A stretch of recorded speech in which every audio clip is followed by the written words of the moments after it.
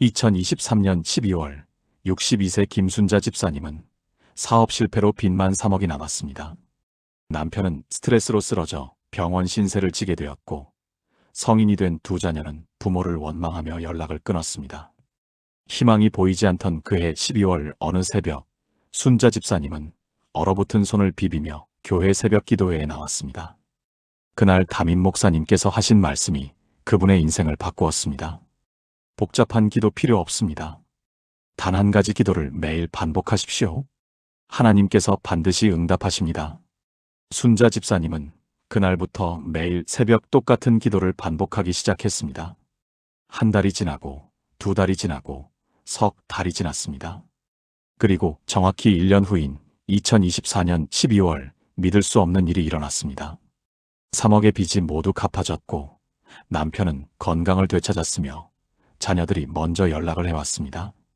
더 놀라운 것은 새로운 사업 기회가 찾아와 오히려 전보다 더 안정된 삶을 살게 되었다는 것입니다. 사람들이 물었습니다. 집사님, 도대체 무슨 기도를 그렇게 반복하셨습니까? 순자 집사님은 조용히 대답했습니다. 특별한 기도가 아니었습니다. 성경에 나오는 단순한 기도들을 매일 반복했을 뿐입니다. 사랑하는 성도 여러분, 여러분도 지금 순자 집사님처럼 막막한 12월을 보내고 계신가요? 한 해를 돌아보니 이룬 것보다 잃은 것이 더 많은 것 같습니까? 새해를 맞이하기가 두렵고 불안하십니까? 오늘 이 시간 여러분께 12월 새벽에 반복해야 할 7가지 기도를 나누고자 합니다. 이 기도들은 성경에 근거한 하나님의 약속이 담긴 기도입니다. 매일 새벽 이 기도들을 반복하십시오. 하나님의 축복이 반드시 여러분의 삶에 열릴 것입니다. 그것은 확실한 하나님의 약속입니다. 12월은 한 해를 정리하는 시간입니다. 그런데 우리가 가장 먼저 정리해야 할 것이 무엇인지 아십니까? 바로 우리의 죄와 허물입니다.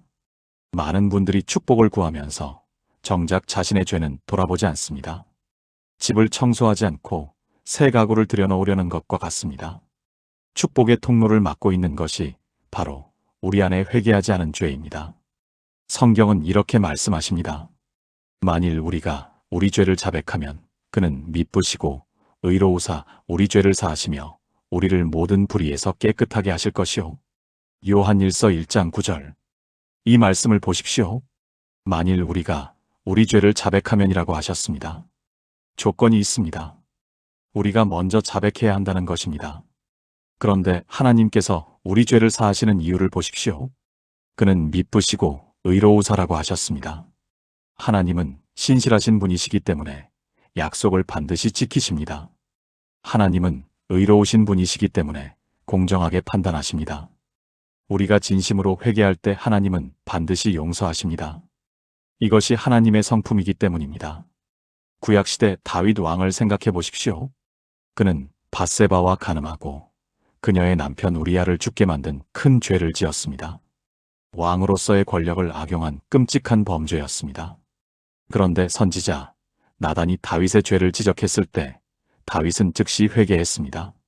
내가 여호와께 죄를 범하였노라. 이 한마디였습니다. 변명도 없었고 핑계도 없었습니다. 그리고 다윗은 시편 51편에서 통회하는 마음으로 기도했습니다. 하나님이여, 나를 불쌍히 여기시되 주의 인자하심을 따르시며 주의 많으신 긍휼을 따라 내 죄과를 지워주소서. 시편 51편 1절. 하나님은 다윗의 회개를 받으셨습니다. 죄의 결과는 남았지만 하나님과의 관계는 회복되었습니다. 다윗은 여전히 하나님의 사랑받는 종이 되었습니다. 여러분, 이것이 회개의 능력입니다. 어떤 죄라도 진심으로 회개하면 하나님은 용서하십니다. 그렇다면 우리는 구체적으로 어떻게 회개의 기도를 드려야 할까요? 매일 새벽 이렇게 기도해 보십시오. 하나님 아버지, 지난 한 해 동안 제가 지은 모든 죄를 용서해 주십시오. 알고 지은 죄, 모르고 지은 죄, 생각으로 지은 죄, 말로 지은 죄, 행동으로 지은 죄를 다 회개합니다. 특별히 구체적인 죄를 고백합니다. 주님, 저를 깨끗하게 하시고 새롭게 하소서.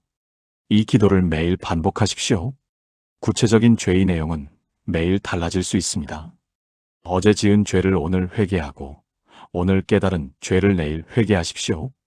회개는 일회성 사건이 아니라 매일의 습관입니다. 50대 후반의 한 집사님이 계셨습니다.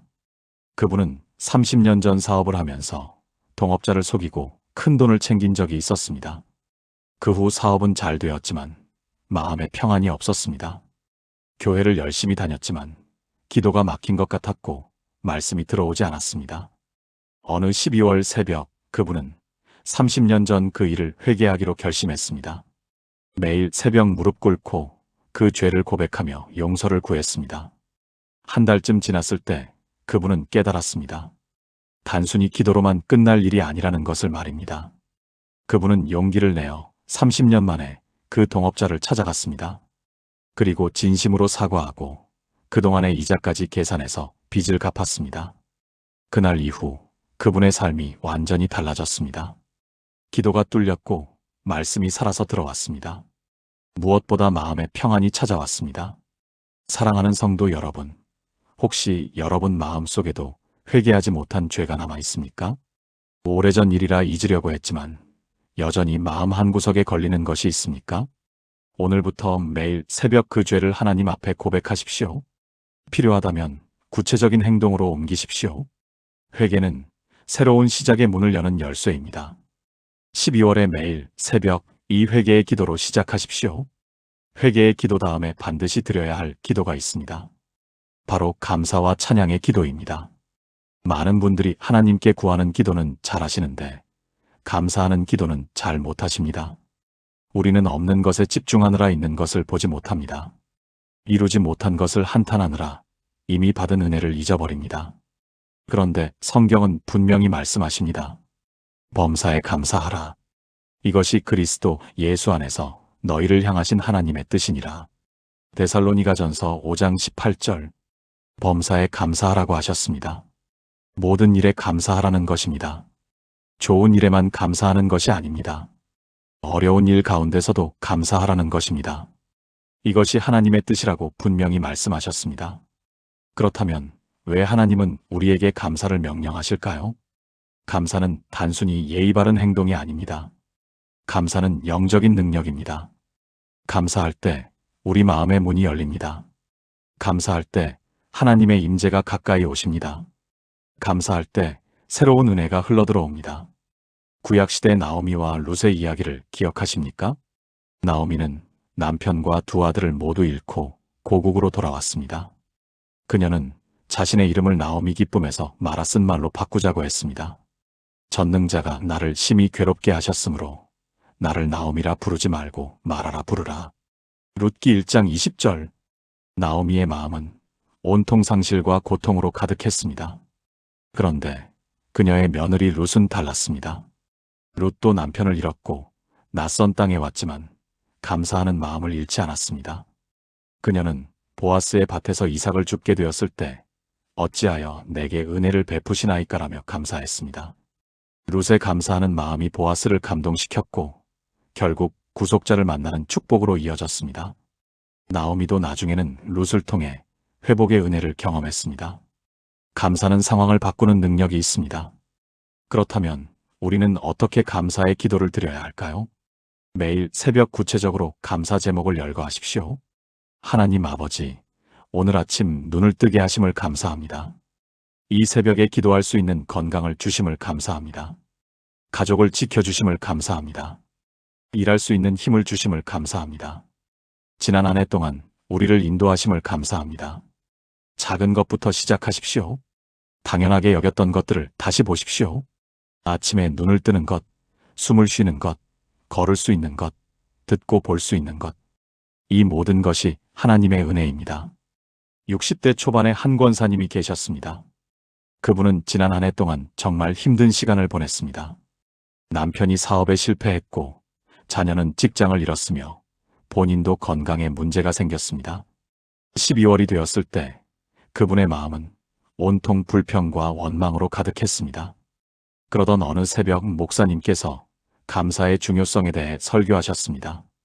그날 이후 그 권사님은 매일 새벽 감사 일기를 쓰기 시작했습니다. 처음에는 정말 힘들었습니다. 감사할 것이 하나도 보이지 않았습니다. 그래도 억지로라도 3가지씩 찾아서 적었습니다. 오늘 아침 햇살이 따뜻했다. 이웃이 반찬을 나눠주었다. 교회에서 말씀을 들을 수 있었다. 이렇게 작은 것들부터 시작했습니다. 한 달쯤 지나자 신기한 일이 일어났습니다. 감사할 제목들이 점점 더 많이 보이기 시작한 것입니다. 석 달쯤 되었을 때는 하루에 10가지도 넘게 감사 제목을 찾을 수 있었습니다. 더 놀라운 것은 상황도 변하기 시작했다는 것입니다. 남편이 새로운 일자리를 찾았고 자녀에게도 좋은 기회가 왔으며 본인의 건강도 조금씩 회복되었습니다. 그 권사님은 고백했습니다. 감사가 기적을 일으켰습니다. 제 마음이 먼저 변했고 그 다음 상황이 변했습니다. 사랑하는 성도 여러분, 지금 여러분의 마음은 어떻습니까? 불평과 원망으로 가득합니까? 아니면 감사와 찬양으로 채워져 있습니까? 12월에 매일 새벽 감사의 기도로 하나님을 찬양하십시오. 있는 것을 보고 받은 것을 기억하고 누린 은혜를 고백하십시오. 감사는 축복의 문을 여는 또 하나의 열쇠입니다. 회개했습니다. 감사했습니다. 이제 우리는 담대히 하나님께 구할 수 있습니다. 많은 분들이 하나님께 구하는 것을 주저합니다. 내가 이런 것까지 구해도 될까? 하고 망설입니다. 그런데 성경은 오히려 담대히 구하라고 말씀하십니다. 구하라. 그리하면 너희에게 주실 것이요. 찾으라. 그리하면 찾아낼 것이요. 문을 두드리라. 그리하면 너희에게 열릴 것이니 구하는 이마다 받을 것이요. 찾는 이는 찾아낼 것이요. 두드리는 이에게는 열릴 것이니라. 마태복음 7장 7절에서 8절. 이 말씀을 보십시오. 구하라, 찾으라, 두드리라는 모두 명령형입니다. 하나님께서 우리에게 구하라고 명령하신 것입니다. 그리고 주실 것이요, 찾아낼 것이요, 열릴 것이니라는 확실한 약속입니다. 구하는 사람은 받게 되어 있습니다. 찾는 사람은 찾게 되어 있습니다. 두드리는 사람에게는 문이 열리게 되어 있습니다. 이것이 하나님의 약속입니다. 그런데 여기서 중요한 것이 있습니다. 어떻게 구해야 할까요? 야고보서 4장 3절은 이렇게 말씀하십니다. 구하여도 받지 못함은 정욕으로 쓰려고 잘못 구하기 때문이라. 잘못 구하면 받지 못합니다. 그렇다면 바르게 구하는 것은 무엇일까요? 하나님의 뜻에 맞게 구하는 것입니다. 하나님의 영광을 위해 구하는 것입니다. 구약시대 솔로몬을 생각해 보십시오. 하나님께서 솔로몬에게 물으셨습니다. 내가 네게 무엇을 줄꼬? 너는 구하라. 열왕기상 3장 5절. 이것은 놀라운 질문입니다. 전능하신 하나님께서 무엇이든 구하라고 하신 것입니다. 그때 솔로몬은 무엇을 구했습니까? 재물을 구하지 않았습니다.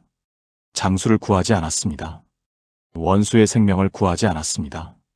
그는 오직 한 가지를 구했습니다. 주의 백성을 재판하기 위하여 듣는 마음을 종에게 주사 주의 백성을 판단하여 선악을 분별하게 하옵소서. 열왕기상 3장 9절. 지혜를 구한 것입니다. 그것도 자신을 위한 지혜가 아니라 백성을 잘 다스리기 위한 지혜였습니다. 하나님은 솔로몬의 기도를 기뻐하셨습니다. 그리고 지혜뿐 아니라 구하지 않은 부와 영광까지 함께 주셨습니다. 여러분, 이것이 바로 구하는 기도의 비밀입니다. 하나님의 뜻에 맞게 구하면 하나님은 그것과 함께 더 많은 것을 주십니다. 그렇다면 우리는 구체적으로 무엇을 구해야 할까요? 매일 새벽 이렇게 기도해 보십시오. 하나님 아버지, 주님의 뜻을 이루는데 필요한 지혜를 주십시오. 가족의 건강과 평안을 지켜주십시오. 일터에서 선한 영향력을 끼칠 수 있게 하십시오. 경제적 필요를 채워주시고 청지기로 충성하게 하십시오. 영혼 구원의 열매를 맺게 하십시오. 구체적으로 구하십시오. 그러나 항상 주님의 뜻이 이루어지이다라는 마음을 가지십시오. 40대 중반의 한 집사님이 계셨습니다. 그분은 사업을 시작하려고 준비 중이었습니다. 그런데 자본이 부족했습니다. 12월 새벽 기도를 시작하면서 그분은 매일 이렇게 기도했습니다. 하나님, 제가 사업을 시작할 수 있도록 필요한 자본을 주십시오. 그러나 이것이 주님의 뜻이 아니라면 다른 길을 보여주십시오. 제가 원하는 것보다 주님의 뜻이 이루어지기를 원합니다. 한 달이 지나도 자본은 마련되지 않았습니다. 2달이 지나도 마찬가지였습니다.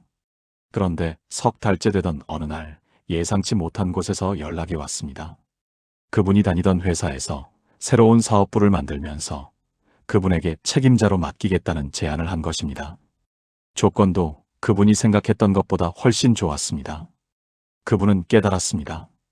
자신이 구한 것은 사업이었지만 하나님이 주신 것은 더 좋은 기회였다는 것을 말입니다. 하나님은 우리가 구하는 것보다 더 좋은 것을 아십니다. 사랑하는 성도 여러분, 여러분은 지금 무엇을 구하고 계십니까? 담대히 구하십시오. 그러나 항상 하나님의 뜻을 구하십시오. 하나님은 우리의 기도를 들으시고 가장 좋은 것으로 응답하십니다. 12월에 매일 새벽 구함과 간구의 기도를 드리십시오. 지금까지 우리는 회개하고 감사하고 구하는 기도를 배웠습니다. 이제 네 번째로 배울 기도는 조금 다릅니다. 바로 선포하고 선언하는 기도입니다. 많은 분들이 이 기도의 능력을 모릅니다. 기도는 항상 구하는 것이라고만 생각합니다. 그런데 성경을 보면 선포하는 기도가 있습니다. 하나님의 말씀을 선포하고 하나님의 약속을 선언하는 기도입니다. 성경은 이렇게 말씀하십니다. 사망과 생명이 혀의 힘에 달렸나니 혀를 쓰기 좋아하는 자는 그 열매를 먹으리라. 잠언 18장 21절. 혀의 힘이라고 하셨습니다. 우리가 입으로 무엇을 말하느냐가 중요합니다. 부정적인 말을 계속하면 부정적인 결과가 옵니다. 긍정적인 말, 특히 하나님의 약속을 선포하면 그대로 이루어집니다. 이것은 긍정의 힘이나 자기암시가 아닙니다. 하나님의 말씀에는 창조의 능력이 있기 때문입니다. 창세기를 보십시오. 하나님께서 천지를 창조하실 때 어떻게 하셨습니까? 하나님이 이르시되 빛이 있으라 하시니 빛이 있었고 창세기 1장 3절 말씀하셨습니다. 그러자 그대로 되었습니다. 하나님의 말씀에는 창조하는 능력이 있습니다. 우리가 하나님의 말씀을 선포할 때 그 능력이 역사합니다. 에스겔 선지자의 경험을 기억하십니까? 하나님께서 에스겔을 마른 뼈들이 가득한 골짜기로 데려가셨습니다. 그리고 명령하셨습니다. 너는 이 모든 뼈에게 대언하여 이르기를 너희 마른 뼈들아 여호와의 말씀을 들으라. 에스겔 37장 4절. 에스겔은 마른 뼈들에게 하나님의 말씀을 선포했습니다. 그러자 놀라운 일이 일어났습니다. 뼈들이 서로 연결되고 힘줄이 생기고 살이 오르고 가죽이 덮이더니 마침내 생기가 들어가서 큰 군대가 되었습니다. 말씀의 선포가 죽은 것을 살린 것입니다. 그렇다면 우리는 무엇을 선포해야 할까요? 하나님의 약속을 선포하십시오. 매일 새벽 이렇게 선포해 보십시오. 나는 하나님의 자녀입니다. 하나님은 나를 사랑하십니다. 하나님은 나와 함께 하십니다. 하나님은 나를 지키십니다. 하나님의 축복이 내 삶에 임합니다. 주 안에서 나는 이길 수 있습니다. 이것은 자기암시가 아닙니다. 성경에 나오는 하나님의 약속을 고백하는 것입니다. 우리는 하나님의 자녀가 맞습니다.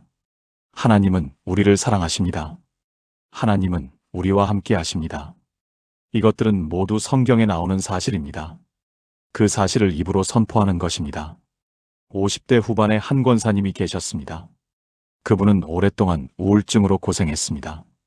약을 먹어도 일시적일 뿐 근본적인 치유가 되지 않았습니다. 특히 12월이 되면 우울증이 더 심해졌습니다. 한 해를 돌아보면서 자책감과 무력감에 빠졌기 때문입니다. 그러던 어느 날 그 권사님은 선포 기도에 대해 듣게 되었습니다. 처음에는 믿어지지 않았습니다. 말로만 한다고 달라질까? 하지만 다른 방법이 없어서 시도해 보기로 했습니다. 매일 새벽 성경 말씀을 찾아서 큰 소리로 선포했습니다. 여호와는 나의 목자시니 내게 부족함이 없으리로다. 시편 23편 1절. 주께서 내 앞과 뒤를 둘러싸시고 내게 안수하셨나이다. 시편 139편 5절. 내가 주께 부르짖었더니 주께서 대답하시고 담대하게 하심으로 내 영혼에 힘이 생겼나이다. 시편 138편 3절. 처음 일주일은 아무 변화가 없었습니다. 그래도 계속했습니다.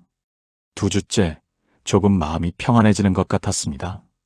한 달쯤 되었을 때 확실히 달라졌습니다. 아침에 일어나는 것이 덜 힘들었습니다. 2달째 약을 줄일 수 있었습니다. 3달째 의사가 놀라워했습니다. 수치가 정상에 가까워졌기 때문입니다. 그 권사님은 지금도 매일 선포 기도를 계속하고 있습니다. 완전히 회복되어 이제는 같은 문제로 고생하는 분들을 돕고 있습니다. 사랑하는 성도 여러분, 여러분의 입에서 어떤 말이 나옵니까? 안 돼, 힘들어, 불가능해라는 말을 하고 계십니까? 아니면 할 수 있어, 하나님이 함께 하셔, 주 안에서 가능해라고 선포하십니까?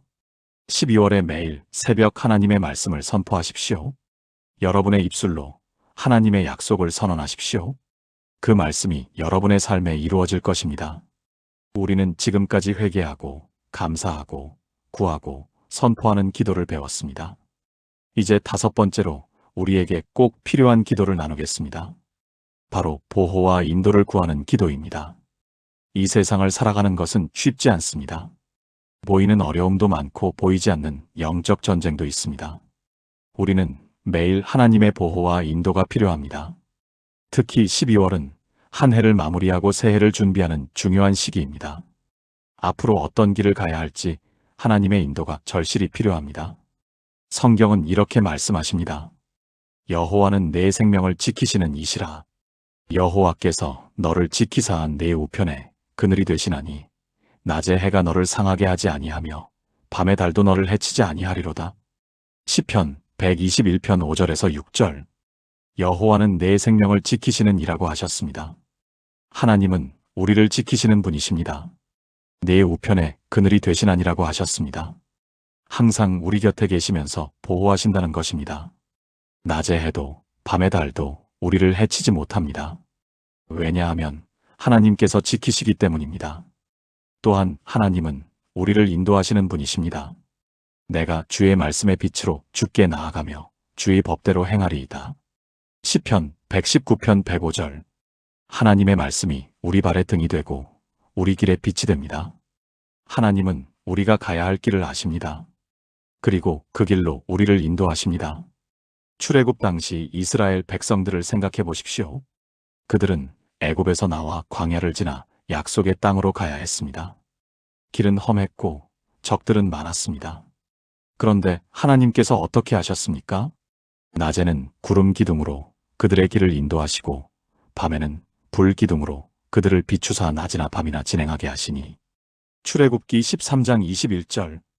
구름 기둥과 불 기둥으로 인도하셨습니다.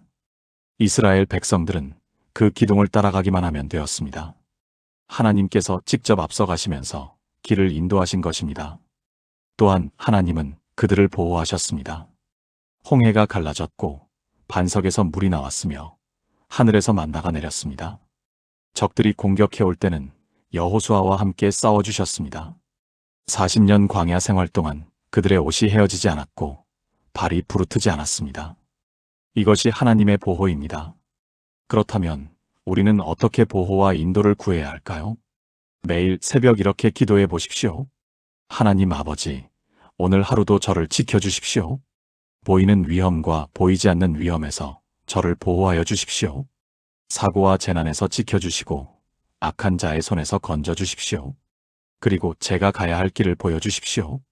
주님의 뜻이 무엇인지 깨닫게 하시고 그 길로 인도하여 주십시오.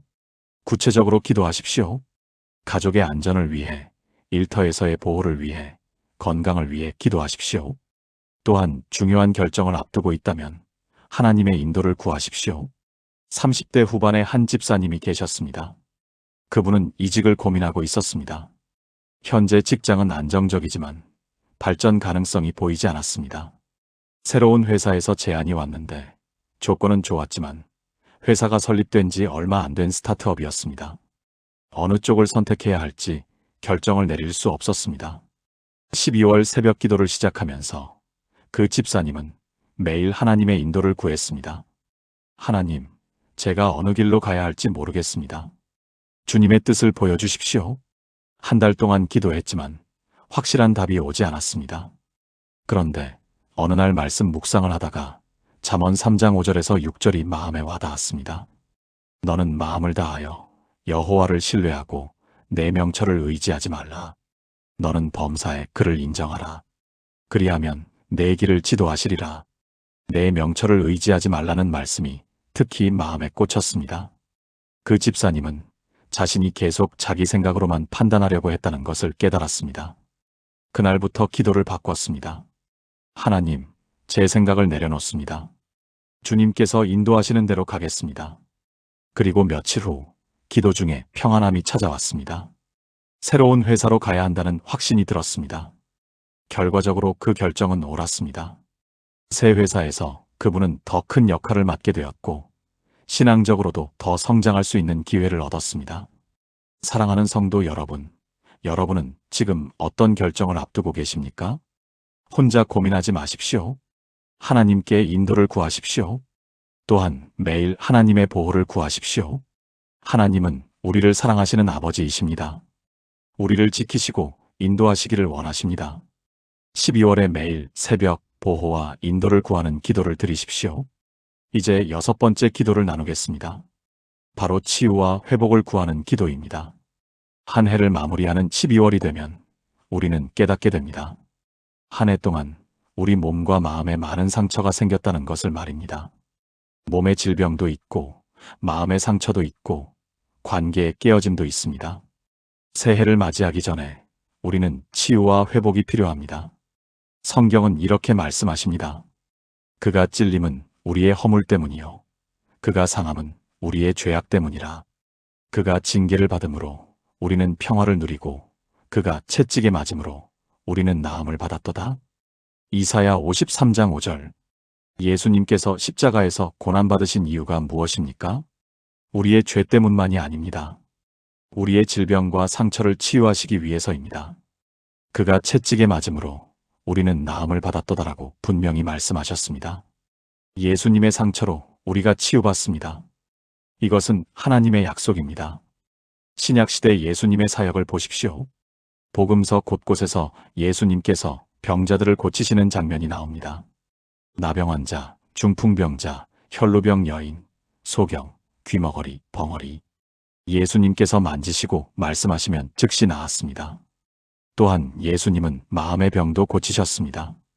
귀신 들린 자를 고치시고 절망에 빠진 자에게 희망을 주시고 죄책감에 사로잡힌 자를 자유케 하셨습니다. 베드로의 장모가 열병으로 앓아누웠을 때 예수님께서 어떻게 하셨습니까? 예수께서 나아가사 그 손을 잡아 일으키시니 열병이 떠나고 여자가 그들에게 수종드니라. 마가복음 1장 31절. 손을 잡아 일으키셨습니다. 그러자 열병이 즉시 떠났습니다. 예수님의 손길이 치유의 능력이었습니다. 그렇다면 우리는 어떻게 치유를 구해야 할까요? 매일 새벽 이렇게 기도해 보십시오. 하나님 아버지, 저를 치유하여 주십시오. 몸의 질병을 고쳐주시고 마음의 상처를 아물게 하여 주십시오. 깨어진 관계를 회복시켜 주시고 지친 영혼에 새 힘을 주십시오. 예수님의 보혈로 저를 완전히 치유하여 주십시오. 구체적으로 치유가 필요한 부분을 말씀드리십시오. 몸의 어느 부위가 아픈지, 마음에 어떤 상처가 있는지, 누구와의 관계가 회복되어야 하는지 구체적으로 기도하십시오. 70대 초반에 한 권사님이 계셨습니다. 그분은 당뇨병으로 오랫동안 고생하셨습니다.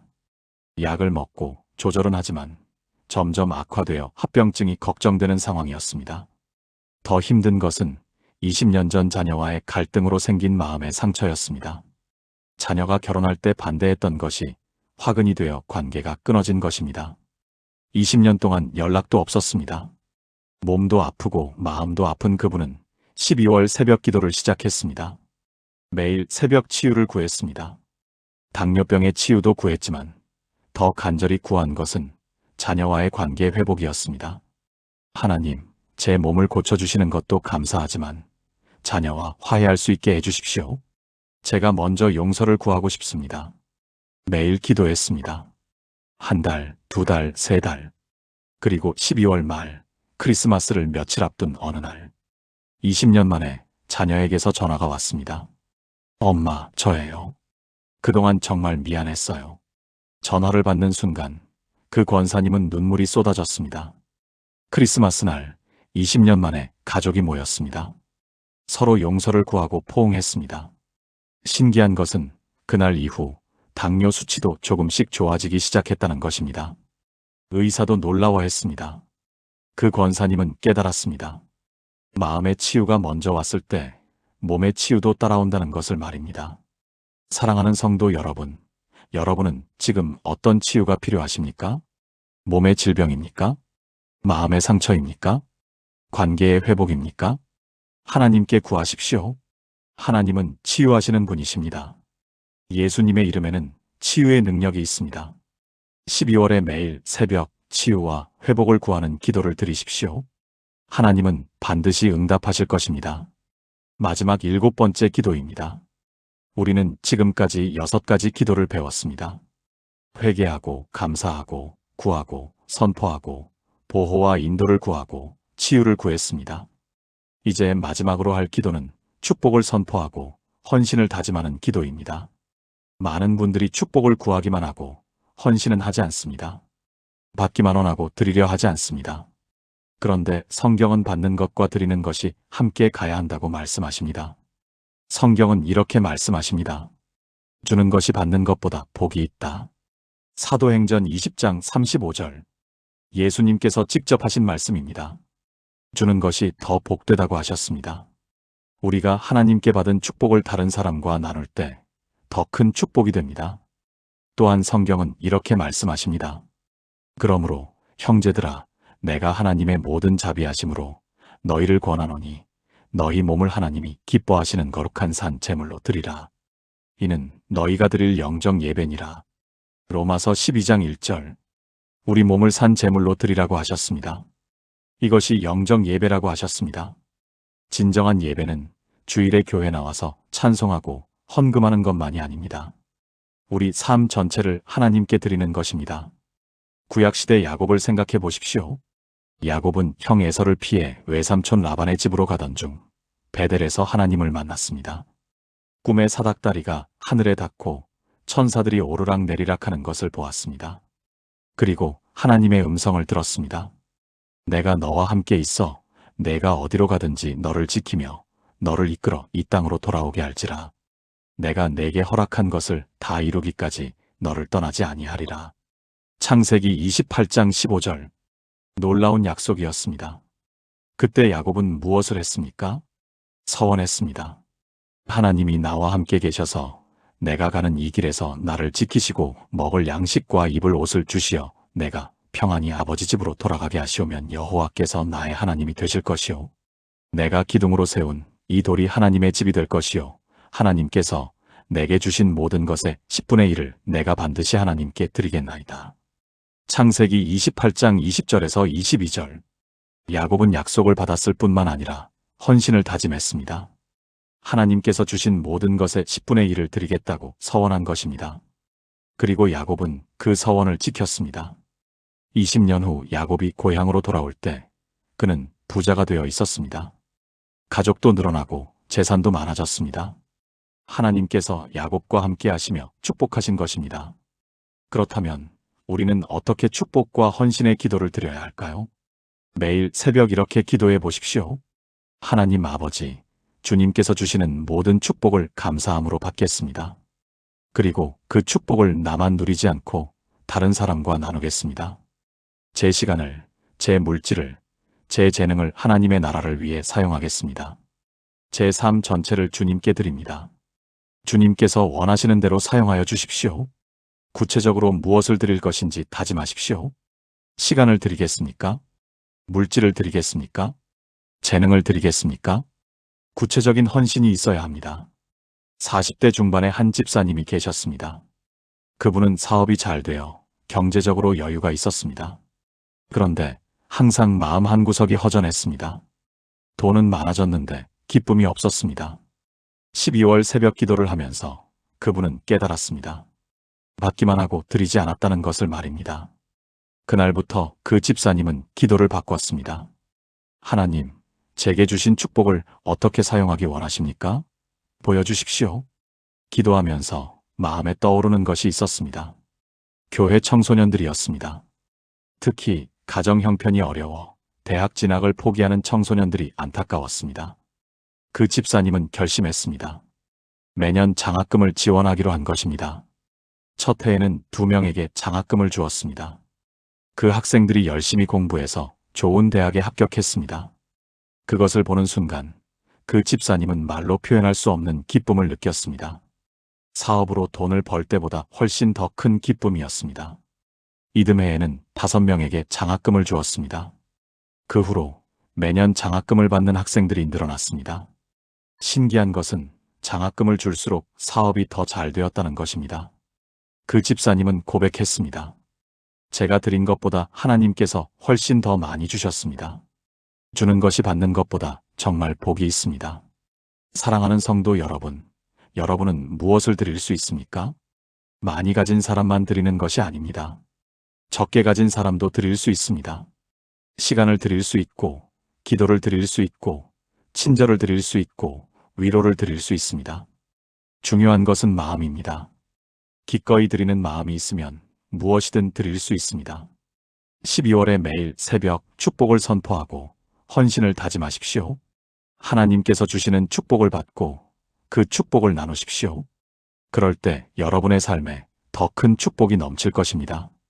사랑하는 성도 여러분, 오늘 우리는 12월 새벽에 반복해야 할 7가지 기도를 함께 나누었습니다. 첫째, 회개와 용서를 구하는 기도. 둘째, 감사와 찬양의 기도. 셋째, 구함과 간구의 기도. 넷째, 선포와 선언의 기도. 다섯째, 보호와 인도를 구하는 기도. 여섯째, 치유와 회복을 구하는 기도. 일곱째, 축복과 헌신을 다짐하는 기도. 이 7가지 기도는 복잡하지 않습니다. 성경에 근거한 단순하지만 강력한 기도입니다. 매일 새벽 이 기도들을 반복하십시오. 처음에는 어색할 수 있습니다. 그래도 계속하십시오. 한 주가 지나면 익숙해질 것입니다. 한 달이 지나면 습관이 될 것입니다. 석 달이 지나면 삶이 변하기 시작할 것입니다. 여러분도 기억하시죠? 김순자 집사님의 이야기를 말입니다. 3억의 빚, 쓰러진 남편, 연락을 끊은 자녀들. 그 모든 절망 속에서 그분은 단순한 기도를 매일 반복했습니다. 그리고 1년 후 모든 것이 회복되었습니다. 여러분의 이야기도 그렇게 될 것입니다. 지금은 막막하고 답답해도 괜찮습니다. 하나님께서 함께 하시기 때문입니다. 12월에 매일 새벽 무릎을 꿇으십시오. 그리고 이 7가지 기도를 드리십시오. 하나님의 축복이 반드시 여러분의 삶에 열릴 것입니다. 그것은 확실한 하나님의 약속입니다. 오늘 이 말씀이 여러분에게 힘이 되었다면 좋아요를 눌러주시고 아래 댓글란에 아멘이라고 남겨주십시오. 그리고 주변에 힘들어하는 분들이 있다면 이 영상을 공유해 주십시오. 여러분의 작은 나눔이 누군가에게는 큰 위로가 될 것입니다. 하나님의 은혜와 평강이 여러분 모두에게 충만하기를 축복합니다. 12월도 새해도 하나님께서 여러분과 함께 하실 것입니다. 감사합니다.